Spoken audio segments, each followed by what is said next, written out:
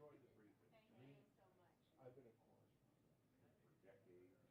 I still remember the day I got the hard pass. I was so proud. Yes. And it's still exhilarating. Oh. You never get bored. Thank you so much. Never get bored. Oh, really? Never gets tired. Good to see you. Oh, thanks. Thank you so much for all that. We're looking at marriage.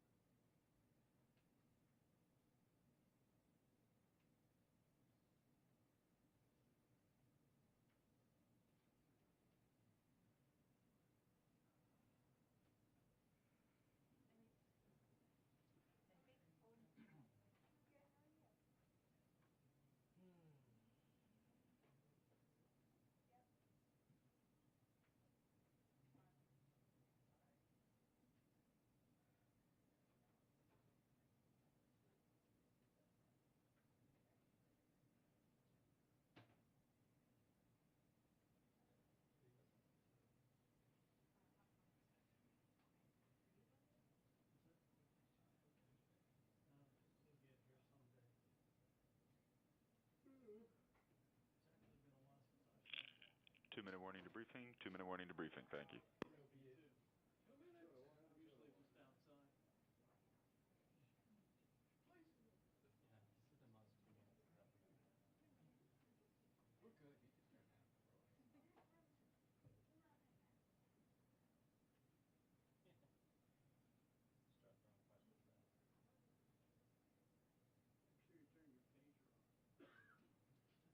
Start throwing questions out. Make sure you turn your pager on. Jeff, your pager. It was a simpler time, wasn't it? Yep. I would know if you had But it Vouchers, also, right? Isn't it? but it also has I'll give you all education that. components. I think I used some. We called it AP style is a federal program of like food stamps. Wait, a federal program what? Like food stamps that serve some other Yeah, things. federal, Children. we have to say federal. The other program. Federal. Yeah. Yeah. But it's just the actual terminology. Well, lots of them are right. Millions of Americans have experience here.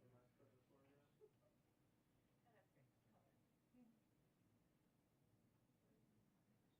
love it.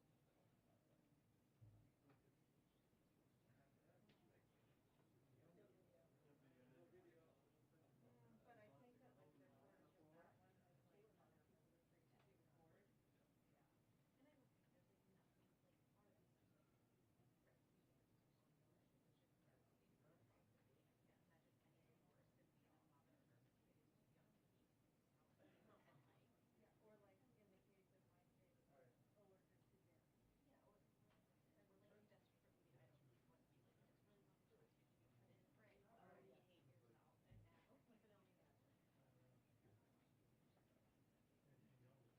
the case of my kid, allergic to dairy.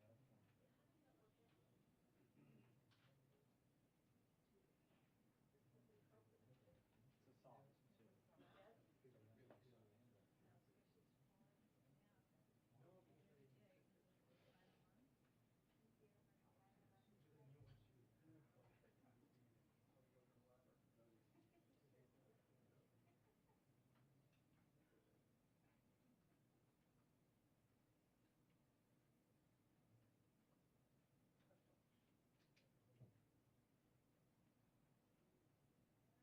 Yes. It's a really song.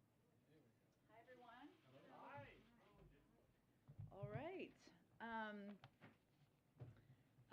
Just wanted to start with one topper for all of you. President Biden has directed the administration to work urgently to ensure that infant formula is safe and available for families across the country during the Abbott Nutrition voluntary recall. This is work that's been underway for months. Today, President Biden spoke with retailers and manufacturers, including the CEOs of Walmart, Target, Reckitt, and Gerber, to call on them to do more to help families purchase infant formula. He discussed Reckitt and Gerber's efforts to increase production, which have made up for the loss of production by Abbott, and asked them to identify other ways the administration can help them, on top of the actions being announced today. The conversation with the CEOs of Walmart and Target focused on how they are working to stock shelves, including in rural areas, and any regional disparities they are seeing. And the president asked what more his team can do to help move product and get more product to those communities. He also announced additional steps to get infant formula onto store shelves as quickly as possible without compromising safety. These steps include cutting red tape to get more infant formula to store shelves quicker by urging states to provide consumers flexibility on the types of formula they can buy with WIC dollars, calling on the FTC and state attorneys general to crack down on any price gouging or unfair market practices related to sales of infant formula, like third-party sellers reselling formula at steep prices, and increasing the supply of formula through increased imports. The Biden-Harris administration will continue to monitor this situation and identify other ways we can support the safe and rapid increase in the production and distribution of baby formula. Today we also mark, and you heard the president do this morning, a tragic milestone in the United States, 1 million lives lost due to COVID-19. Our hearts go out to those grieving a loved one and those families forever changed because of the pandemic. As the president said this morning, we cannot grow numb to the urgency of this crisis. It is critical that we honor those who have been lost by doing everything we can to prevent as many deaths as possible. You saw that this morning from the president as he kicked off the COVID-19 summit. Today's summit highlighted American leadership in action. Together with our co-hosting nations, we united the world to commit to vaccinating the world, saving lives, and building better health security with an inspiring response. We rallied $3 billion from other nations, more than three, about 3.2 at this point in time, still counting, from other nations and partners around the world to address the global response. And the President issued a stark warning about our ability to continue fighting COVID globally if Congress fails to act. As we heard through the summit, now is not the time for complacency. We need Congress to show up, not with empty words, but with action to fight COVID at home and abroad. As we mark this tragic milestone, our hope is to avoid another tragic one like this, and that will only come if we act with urgency throughout the remaining fight against the pandemic. Go ahead, Josh. Thanks, Jen. 2 questions. First, on the baby formula. Abbott says once the FDA gives them notice, it'll take them 2 weeks to restart the site, and then an additional 6 to 8 weeks to get formula on the shelves. With what the President heard today, does he believe that we'll have the tools to bridge what could be a 2-month plus shortage? Well, I would say that the President is going to continue to use every tool we have in order to bridge that gap. And this has been work that has been underway for weeks and months now. We know that if they get approval, obviously, as you noted, it will take them some time to get up and running again. So what we need to do, and what you've seen the President announce earlier today, and I just reiterated, is steps we can take from here to increase supply, make sure it's on the shelves. That includes increasing imports. It also includes ensuring we're working with retailers, as the President did during his calls, to make sure that shelves are stocked. It also includes ensuring that lower income families can access different brands of baby formula by working through with the WIC for the exemptions for the WIC program. So we recognize that this is certainly a challenge for people across the country, something the President is very focused on, and we're going to do everything we can to cut red tape and take steps to increase supply on the marketplace. Secondly, AAA is saying, record high nominal gasoline prices again today, but Americans are also seeing news about oil leases and auctions not going forward. What was the administration's thinking on not having those auctions? Well, the Department of Interior, they have put out some comments on this, and what they have made quite clear is that the Cook Inlet cancellation, which you're referring to, was due to a lack of industry interest, and the Gulf sales were as a result of delays due to a number of factors, including conflicting court rulings. So those were the 2 areas where you've seen the pause. But there was not interest. I would note that if we take a step back and look at what is available out there and look at the supply needed, as you noted at the top as part of your question, leasing and production offshore is a lengthier process. It can take up to 10 years to create supply. So let's start there. Secondly, of the more than 10.9 million offshore acres currently under lease, industry is not producing on 8.26 million acres. That's about more than 75% that is non-producing. Of the 24.9 million onshore acres under lease, industry is not producing on 12.3 million acres. That's almost 50%.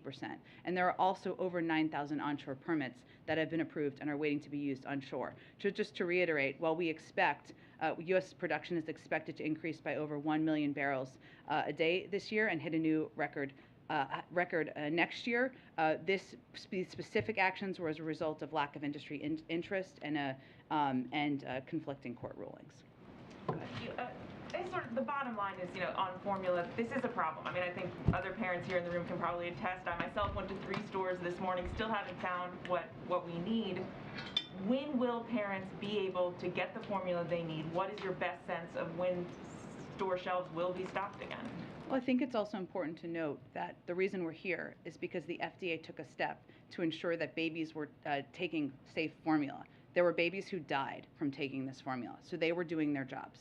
We have been working, this administration has been working for weeks now to address in anticipation of where we thought there could be shortages. We have also seen an increase over the last 4 weeks of supply available, which hasn't been an increase over the 4 weeks prior to the recall. That is a good sign. But obviously the steps the President took today are an acknowledgement and a recognition that more needs to be done, that we do not want parents, mothers, families out there to be stressed and worried about feeding their babies. That is why the President today had conversations with the CEOs of Walmart and Target, why he had conversations with Reckitt and Gerber about efforts to increase production, why we're taking steps to ensure that we are making WIC dollars available to a range of other supplies. So we're seeing increases over the last couple of weeks. More needs to be done. We're going to cut every element of red tape we can cut. We're going to work with manufacturers. We're going to import more to expedite this as quickly as possible. But if you are a parent who's looking for formula right now, struggling to find what you need, do you have even a rough guess of how long these shortages are going to last? What should parents be bracing for here? Well, we've already seen an increase in supply over the past couple of weeks. What we are seeing, which is an enormous problem, is hoarding. People hoarding because they're fearful. That is one element of it, and people hoarding because they are trying to profit off of fearful parents. So that is also something we're focused on taking efforts to track and adjust and address and look into. But again, more infant formula has been produced in the last 4 weeks than in the 4 weeks preceding the recall. We're taking every step to increase that. So our message to parents is, we hear you, we want to do everything we can, and we're going to cut every element of red tape to help address this and make it better for you to get formula on the shelves. And as you mentioned, this obviously stems from the FDA taking necessary steps to try and deal with a very serious problem. And as Josh noted, Abbott says that subject to FDA approval, they could restart at this site within 2 weeks. Do you have a sense of why it may be taking so long to get this factory back up and running, or what the holdup is from the FDA's perspective? I would point you to the FDA, but again, I'd go back to why this decision was made in the first place, which was to save babies' lives. And the FDA is not going to approve manufacturing again unless they are certain of the safety. Go ahead. When the president spoke with Philippines President-elect Ferdinand Marcos last night, did they discuss either the dispute with China in the West Philippine Sea or the U.S. court judgments against the president-elect? I'm not aware of those being a part of the discussion, but I can check and see after the briefing if there's more details. Thank you. And then on NATO, if Finland and Sweden are successful in their attempts to join NATO, that would put the U.S. on the hook, again, for military defending those countries, even potentially with nuclear weapons. What benefit is that to U.S. citizens? Well, first let me say that the United States would support a NATO application by Finland and or Sweden should they choose to apply. We, of course, will respect whatever decision they make. Both Finland and Sweden are close and valued defense partners of the United States and of NATO. I would note that even without them being members of NATO, our militaries have worked together for many years. We're confident that we can find ways to work with them, address any concerns either country may have about the period now or whatever is required if they were to join NATO. I would say in terms of how this benefits the American people, I think is sort of what you're asking about. Having a strong NATO alliance, a strong Western alliance, which is a defensive alliance, by the way, is good for our security around the world. And certainly having a strong partnership with a range of countries, including Sweden and Finland, if they decide to join, should be reassuring to the American people about our own security interests. And then finally, when the president visits South Korea next week, does he intend to visit the demilitarized zone? And what's your current assessment of the threat of a North Korean nuclear test? Well, on the first question, we're still finalizing details of the schedule for the trip and what it looks like. Obviously, that is a step that is taken by many who visit the region, but I expect we'll have our National Security Advisor here in the briefing room next week with Karine to preview the trip. In terms of whether we expect a test, the United States assesses that the Democratic People's Republic of Korea could be ready to conduct a test there as early as this month. This would be its 7th such test. We've shared this information with allies and partners and are closely coordinating with them. As you noted, the President is traveling to the Republic of Korea and Japan next week, where he will continue strengthening these alliances and make clear our commitment to the security of the Republic of Korea. Our intelligence assessment is consistent with the DPRK's recent public statements and destabilizing actions, including the test launch of multiple intercontinental ballistic missiles. But this is information, again, we've shared with our partners and allies, and of course will certainly be a topic of discussion when the President travels next week. Go ahead. Just one more on the baby formula shortage.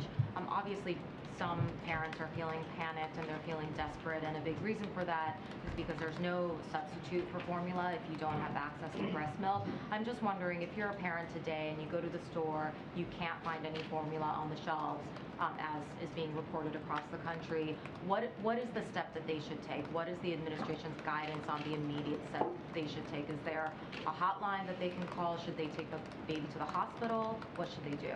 Well, I would say those are important public health questions, but what I can report on here, or what I can convey to all of you, is what we're doing to address exactly that concern, which is taking every step we can to ensure there is supply on store shelves. And we have increased the supply over the last 4 weeks.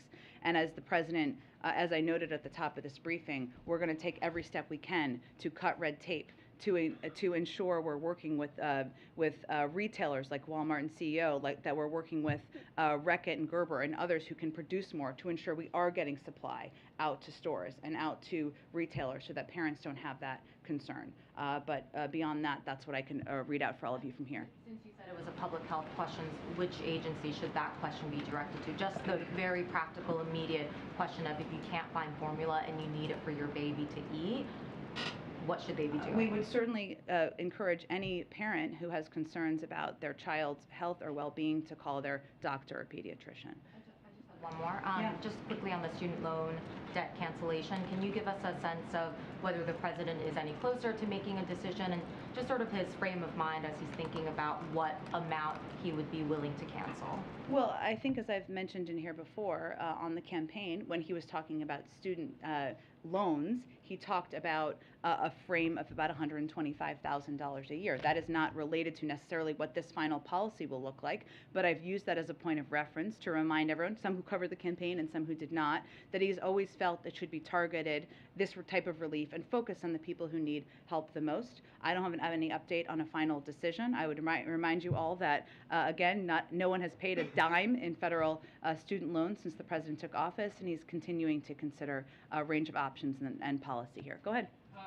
On the formula shortage, just two quick ones. You said that this has been something that's been in the works for several months, mostly through the FDA. When was the first time the president was briefed on the shortage? I'm not going to get into internal briefings. He's been made aware of it through the process, and there's been steps. This week? It would have been, yes. Has there been any consideration of using the Defense Production Act?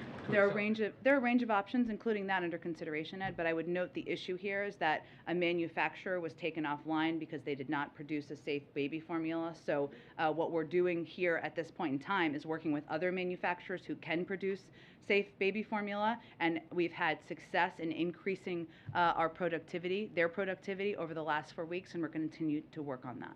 He would have known about this before this week. It wasn't like this suddenly popped up. This has been something the administration has been working on for some time now. On Ukraine, Senator Rand Paul has delayed passage of the aid for Ukraine by insisting a new inspector general be established to track how the taxpayer money is being spent on the war.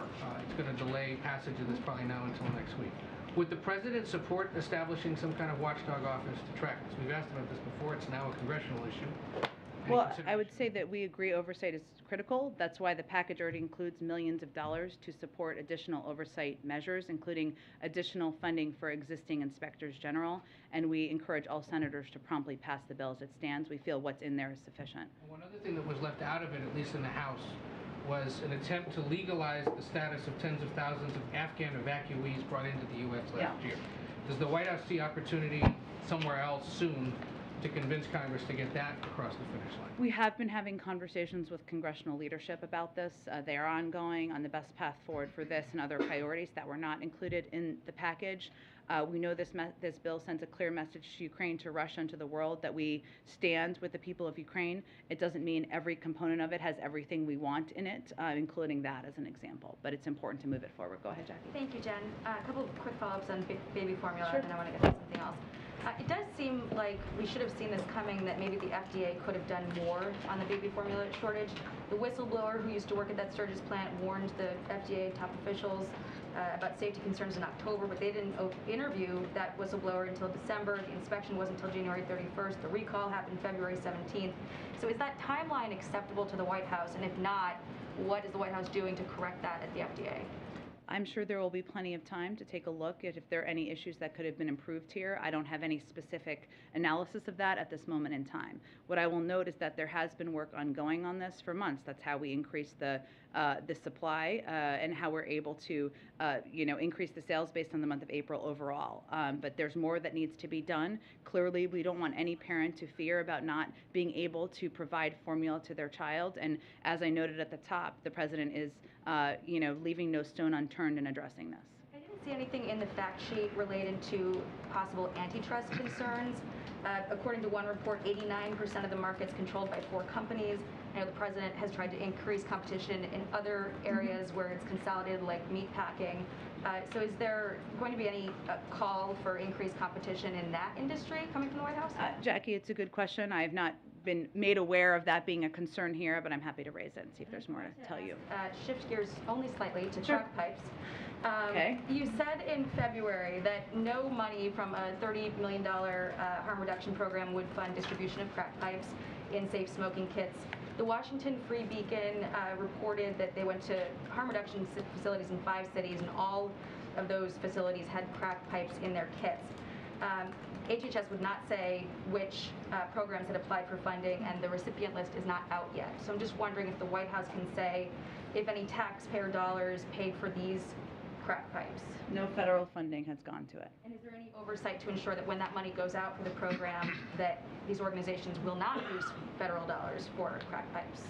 This policy does not allow for crack pipes to be included. I would just note that this is a bit of a conspiracy theory that's been spread out there. It's not accurate. There's important drug treatment programs for people who have been suffering from what we've seen as an epidemic across the country, and money is not used for crack pipes. And I want to ask about the president's comments last night. He went off about MAGA again. Yeah. MAGA King. Yes, King he MAGA. referred to former President Trump as the ultra MAGA king. He's been decrying ultra MAGA Republicans and saying he's going to be doing it more. But Hillary Clinton expressed some regret not too long ago for referring to Trump voters as deplorables who couldn't be redeemed. And considering that Trump got 74 million votes in the last election, I'm just wondering if this is the best strategy for Biden to win people over, win over support ahead of the midterms, especially given his inaugural theme being America United. Well, I would say that the president is not afraid to call out what he sees as extreme positions that are out of line with where the American people stand, and whether that is supporting a tax plan that will raise taxes on 75 million Americans making less than $100,000 a year, or whether it is supporting efforts to overturn Roe v. Wade, something that 2/3 of the American people, in a Fox News poll, may I add, supported. And there are countless examples from there. The president believes that there is still work we can do together. The Bipartisan Innovation Act is a good example of that. But again, he is not going to stand back and stand aside while people are pushing for extreme positions that are not in the interests or supported by the vast majority of the American people. On inflation today, Ro Khanna, just sort of feeding into his comments about last night about inflation.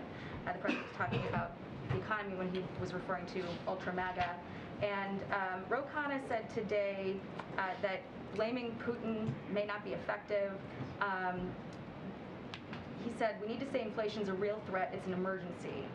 So it seems like the president has been rationing up this rhetoric, blaming Republicans, blaming Putin. We've heard all of the reasons why the pandemic is a factor. But Ro Khanna is asking, this White House to call inflation an emergency and to call out the National Guard to help with supply chains. Are those things that you'd consider, this White House would Jackie, consider? I don't think anyone doesn't think inflation is an issue. The president has said that countless times. The question is, it doesn't matter what you call it. The president just gave a speech on it yesterday. The question is, what is your plan to address it? He laid out a multi-part plan yesterday. He has taken a range of steps, including steps that he even announced this week to lower the price of high-speed internet for tens of millions of Americans, to give farmers the tools and resources they need to boost production, to lower the deficit, something that happened on his watch last year, which will help, to release 1 million barrels of oil from the Strategic Petroleum Reserve, to fix the family glitch. What is the plan on the other side? We all recognize it's a problem, but if you open the cupboard door, there's nothing there, and that's the issue. Go ahead. Jen, the flags are flying at half-staff above the White House and at federal locations across across the country. Kristen Urquiza, her dad died in June of 2020. You likely know he was in an Arizona hospital. The only person there to hold his hand in the ICU was the nurse. She is now the founder of a group called Marked by COVID. They have about 100,000 members right now. They're advocating for a national day of remembrance, a COVID Memorial Day of sorts. Does the president support a national day of remembrance, a COVID Memorial Day? Well, Peter, I would say that we're still in a fight against COVID, in a battle against COVID. There are still far too many people getting sick, getting hospitalized, and dying. And this is not the last time we will commemorate or the last step that the president will take to commemorate, but I don't have anything to predict about the future. I imagine the same applies to a COVID monument, right? You don't have any decisions made on that. Those are all important questions, and as the president has said before, people who have lost loved ones, obviously 1 million lives have been lost. There are a lot of people across this country still in mourning. He recognizes that. We need to continue to commemorate that, but we're still in a fight with the virus. So on this day, 1 million American lives lost, an unimaginable figure only 2+ years ago. At 400,000 lives lost, the president, then president-elect, and vice president-elect were there at the Lincoln Memorial, 400 lights, 400,000 lives. For 500,000 lives lost, there was a moment of silence on the South Lawn. Today was a bit different. His only public comments were pre-recorded remarks to the global COVID summit. I guess I'm asking, why not a more prominent remembrance for today's anniversary, I would say first, the president publicly addressed this day and marked it. We also lowered the flags for 5 days. They will be lowered for 5 days, and we will continue to mark and commemorate the lives lost. What people care about the country, though, most is our action and what actions the president will continue to take. And obviously, since he took office, according to a Yale study, it's estimated we've saved over 2.2 million American lives and $900 billion in healthcare costs. There's more work that needs to be done, more work to fight misinformation, more work to get more people vaccinated, and action is what people care about. People care about transparency, as you indicate as well. So my last question on this topic is, can you help people better understand what data Dr. Ashish Jha was pointing to when he warned that the U.S. could potentially see 100 million infections in the U.S. if COVID relief isn't passed now over the course of the fall and winter waves expected? There's a range of studies that are ongoing. Dr. Jha talks to a range of people internally, health experts, and externally, and this is in the range of what they have conveyed to him directly. And I expect there'll be more studies that come out in the coming months. Go ahead. Thanks, Jenna. As you know, North Korea is on lockdown because of a case of COVID there. Just one case. Yeah. Remarkable. The country, the country has previously rejected offers from COVAX for vaccinations. I'm wondering if the White House will launch a renewed push to try to get vaccines to North Korea. Obviously, almost their entire population has not been vaccinated. Yeah, you're right. And as you noted, the DPRK has repeatedly refused vaccine donations from COVAX. We do not, the United States does not currently have plans to share vaccines with the DPRK. We do continue to support international efforts aimed at the provision of critical humanitarian aid to the most vulnerable North Koreans. And this is, of course, a broader part of the DPRK continuing to exploit its own citizens by not accepting this type of aid. As you know, it's not just vaccines, it's also a range of humanitarian assistance that could very much help the people in the country, and instead they divert resources to build their unlawful nuclear and ballistic missiles programs. But yes, we support international efforts. No current plans for the U.S. to donate, from the United States supply. And then just briefly on crypto, as you know, the crypto market is in something of a tailspin. There's been an executive order that was put out in March to look into regulations and study the issue.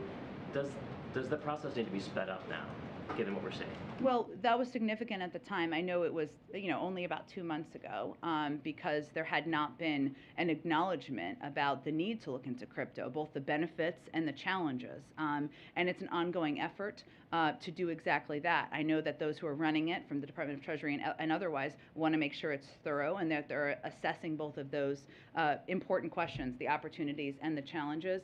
So I would point you to them on whether there could be any effort to expedite or whether that's possible. Rory Hu is from Nick News. I know Rory. We've met. Rory, go ahead.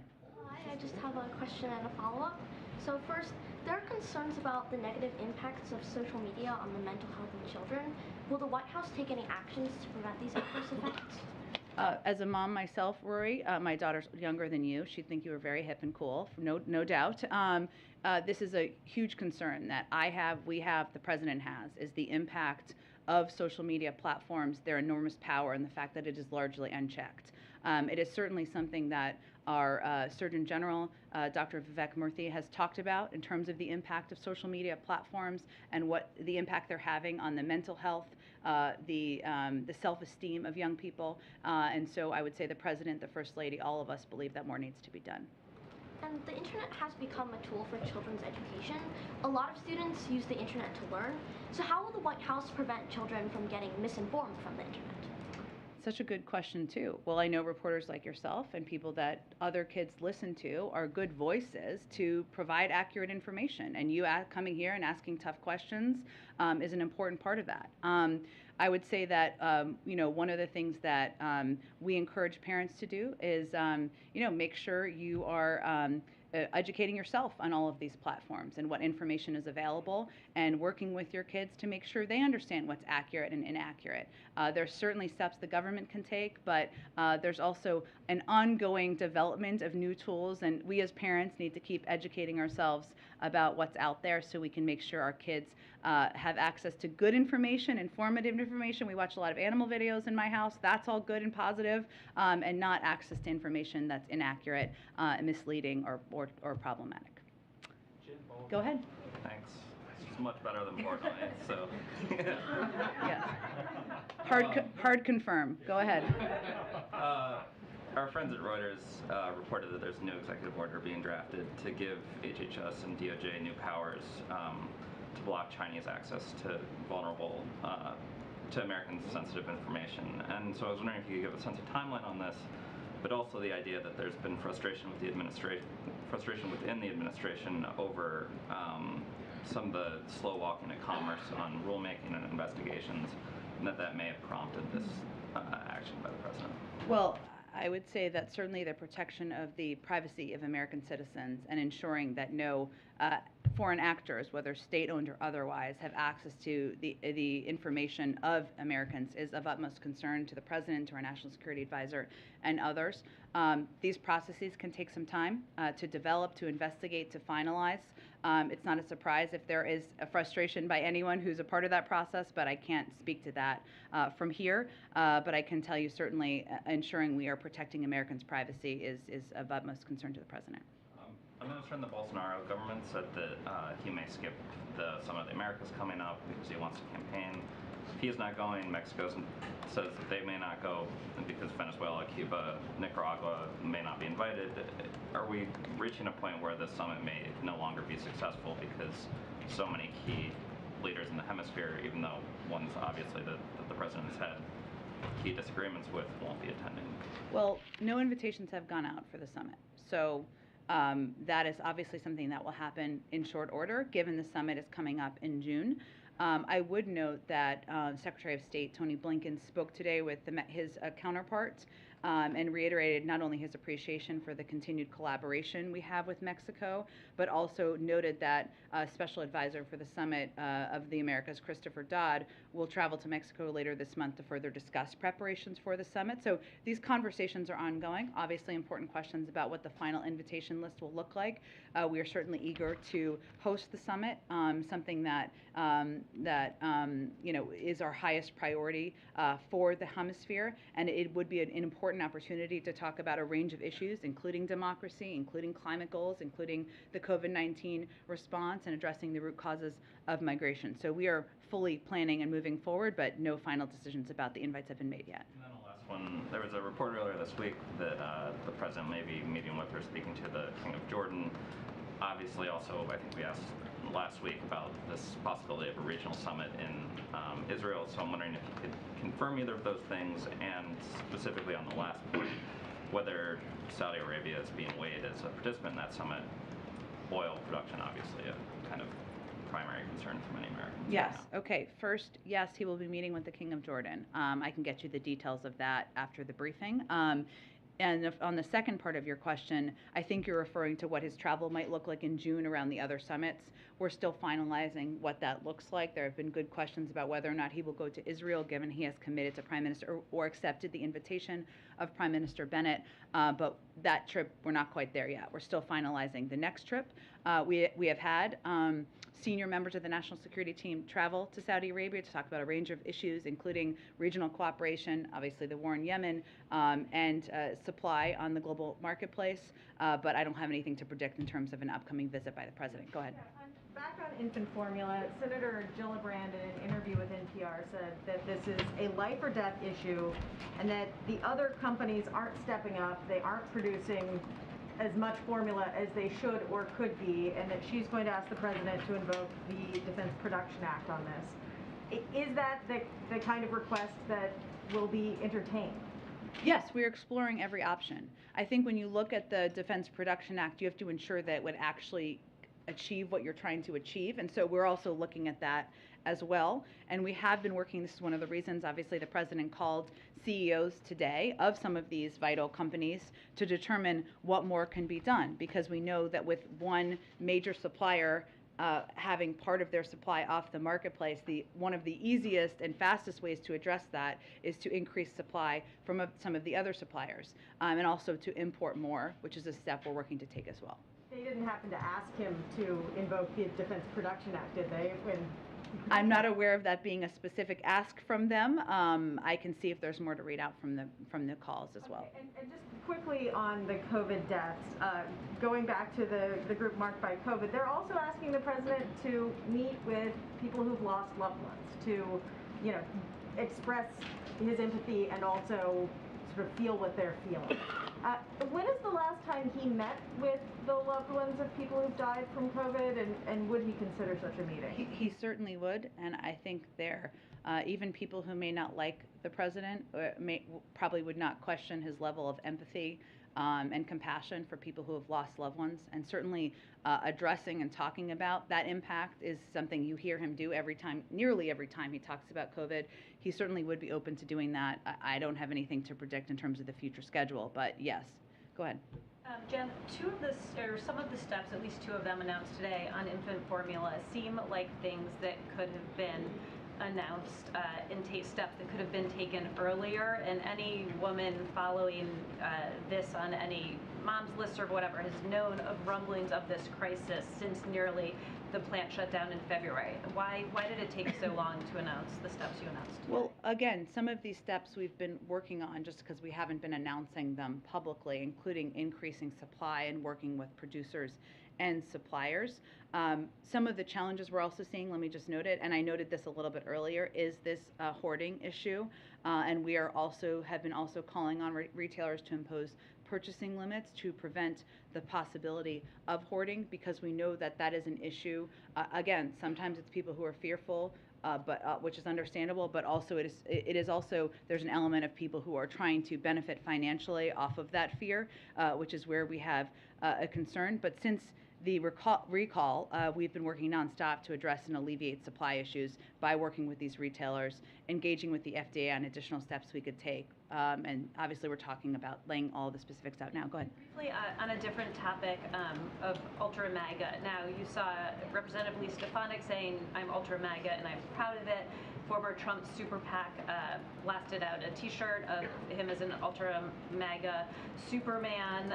He, on his own Twitter alternative platform, released a meme of him as the Ultra MAGA King. I guess I'm curious what the administration makes of Republicans and the former president sort of co-opting this and elevating what President Biden clearly intended as a pejorative.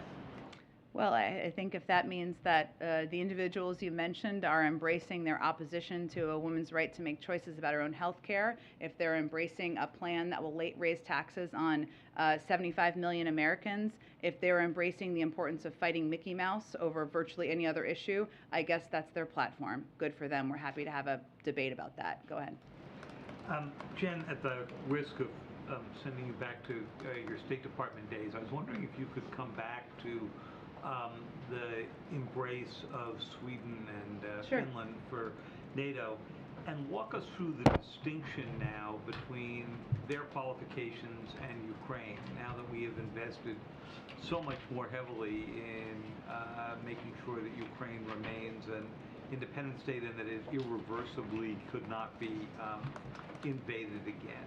Well, I would leave that to my NATO spokesperson colleague to speak to. What I would say, David, is that What we support is a NATO application by Finland or Sweden, should they choose to apply.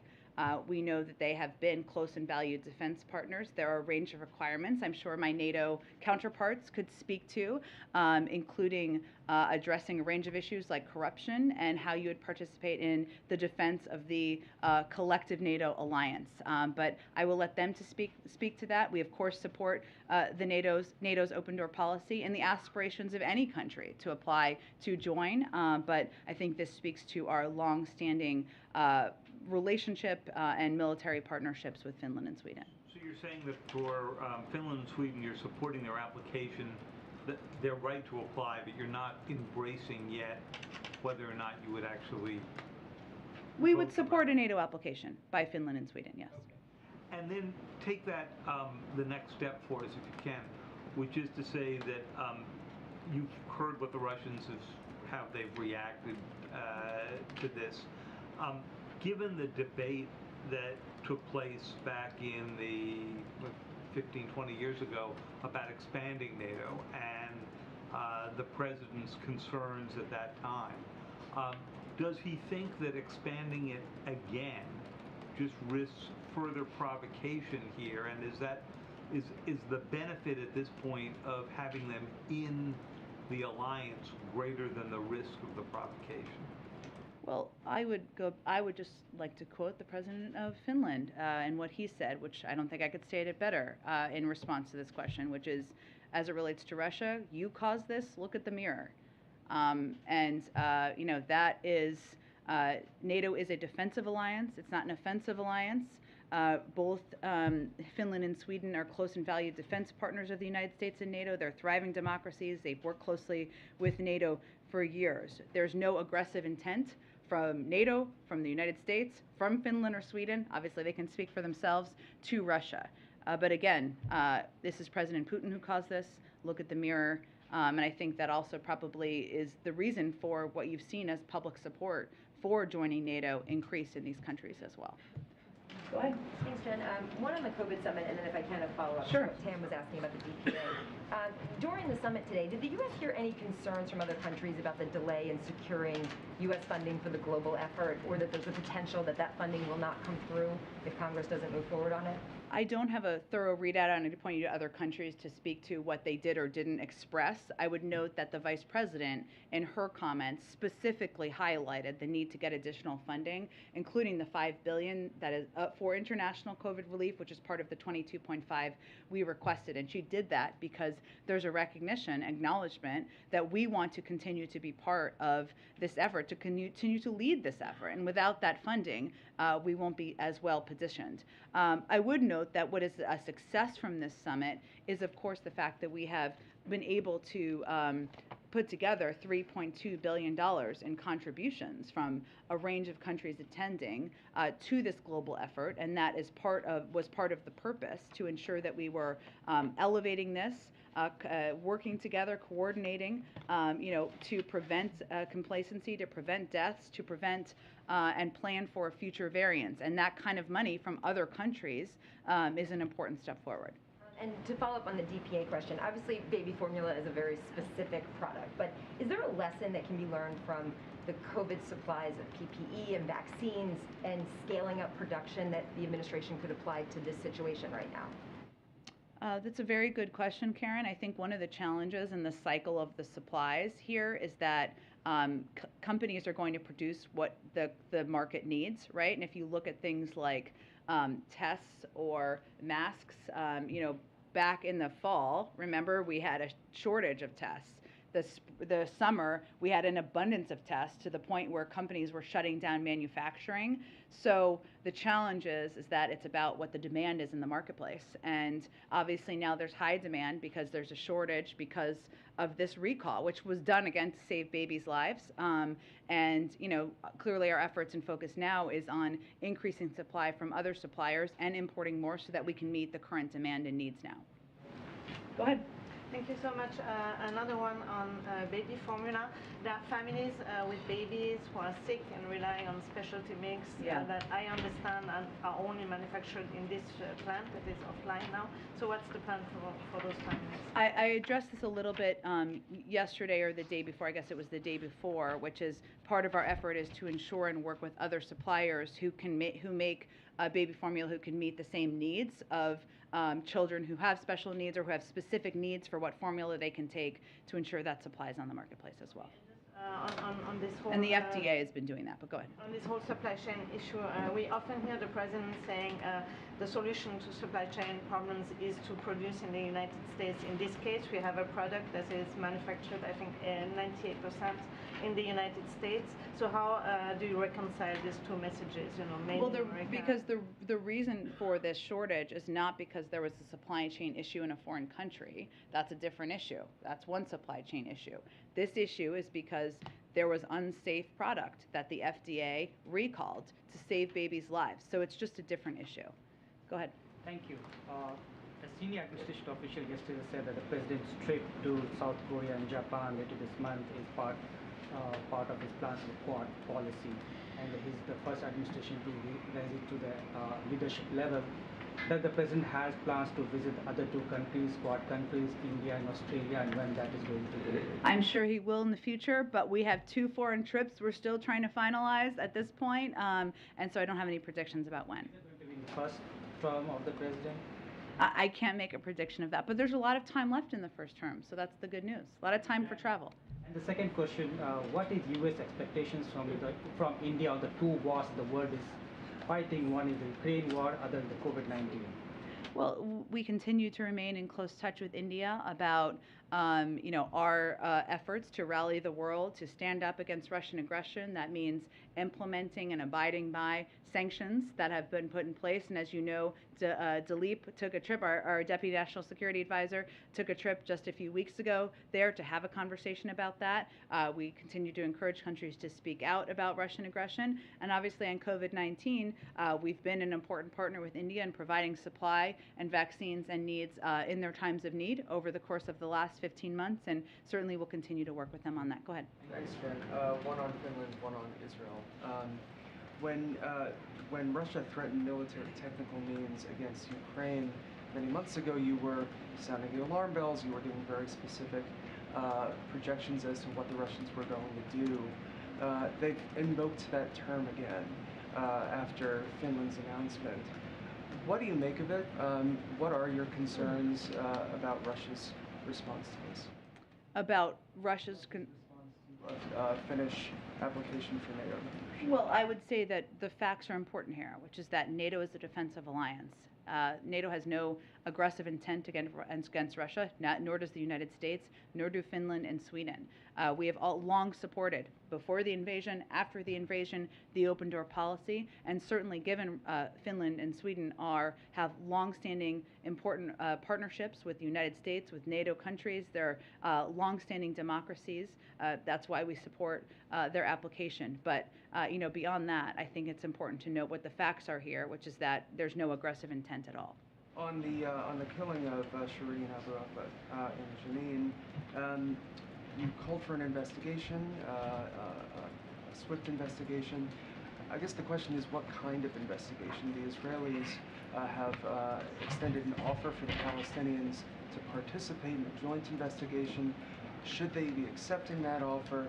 And they've also asked for U.S. oversight over some examination of, for example, the bullet that killed Shireen. What have you responded to that offer? What would you like to see? Well, we understand that both Israel and the Palestinian Authority are already conducting investigations into the circumstances of the killing. We encourage both parties to do so thoroughly and transparently and to share their findings to ensure that all evidence in this case is available and fully assessed. We stand ready to assist either party in any way that we can.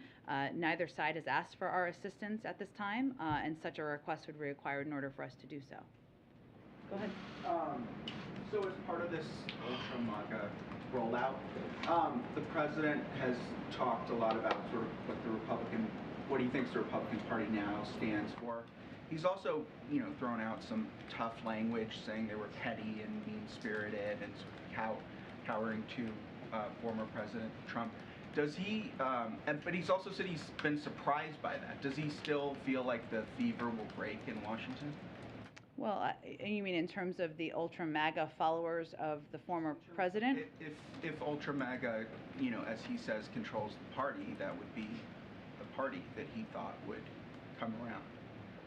Well, I just want to make sure I'm understanding your question. Are you asking me if he thinks that there will ever be a period of time where there will not be a ultra MAGA party, or if does he feel like there will be a period in time when he is president in which the ultra MAGA wing of the Republican Party doesn't control it, and that the fever will break in Washington? Well, that's certainly his hope.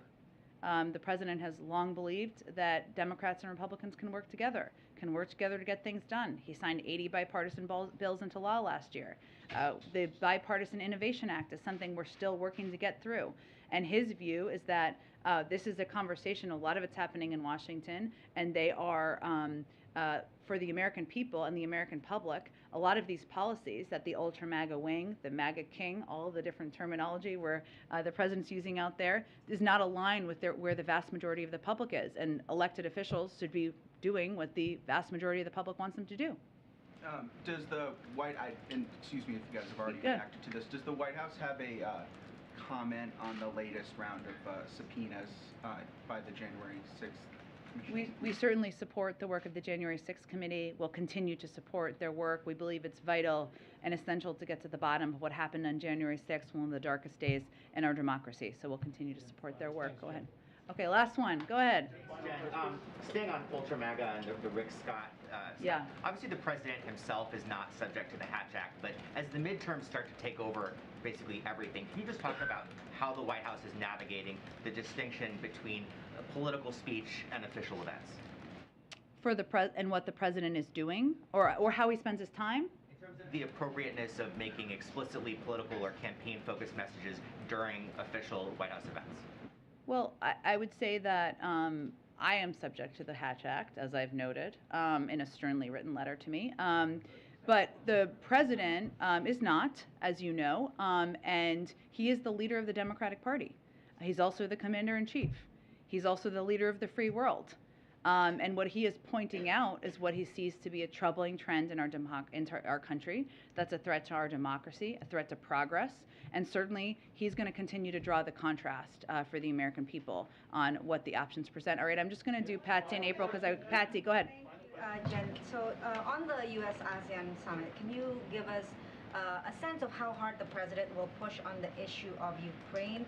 For example, whether the administration will be pushing to include the word Russia in the final communique. As you know, ASEAN have so far avoided using that word on any of their statements on the Ukraine crisis. And I have a follow-up on Afghanistan, if you don't mind. Sure. So on the ASEAN summit, Ukraine will absolutely be on the agenda in terms of what the final communique will look like. I don't expect it will be ready for more than 24 hours, and there's lots of conversations that need to happen between now and then, so I can't make a prediction of it. But I will say that a number of the ASEAN participants have been important partners in calling out the aggressive action of Russia in invading Ukraine, in participating and supporting sanctions and certainly abiding by them. And obviously the conflict we're seeing is a unique moment in modern global history. So it will certainly be on the agenda. Okay, go ahead, last thing, and I'll go to April, and then I gotta go. Can you confirm reports that Jake Sullivan recently met with the chief of the Pakistani spy agency in Washington, D.C.? Can you share anything from that meeting and whether the two sides discuss counterterrorism cooperation in Afghanistan? I don't have any details on that reported meeting. I can certainly check and see if there's more. Okay, April, wrap it up. Yes, wrapping it up. I need to share on another meeting, if you could share some more information. Congressman Greg Meeks, the chair of the House Foreign Affairs Committee, met with the president, was part of a group meeting with the president this week, and he talked about issues that he talked with, President Zelensky. And one of those issues that President Zelensky specifically brought up to Meeks and the contingent was Ukrainian grains and how it is impacting the lack of Ukrainian grains going out to the world. It's impacting Africa. Meeks said the president spoke about it. Can you drill down a little bit more about this? As the president has said he wanted to go out to the world, can you drill down a little bit more, especially when it comes to Africa, because there's a concern about many of those countries, to include Ethiopia and Congo, that's already going through crisis. Yeah, it's an important issue. We're seeing food shortages in the world, including in parts of Africa, other parts of the Middle East.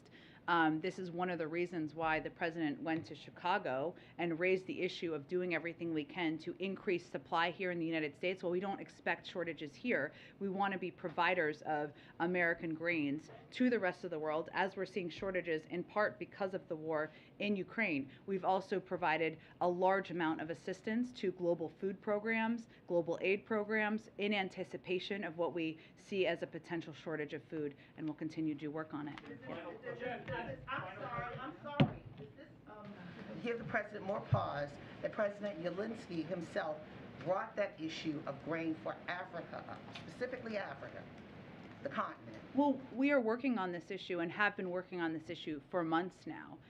That is, the president went on a trip just yesterday to elevate and talk about the steps we're taking to increase supply of grains and wheat here in the United States to address exactly this issue. And we are far and away the world's largest provider of assistance and aid to global food programs in order to address what we know could be a shortage around the world. Thank you, everyone. Jen, as you prepare to hand over the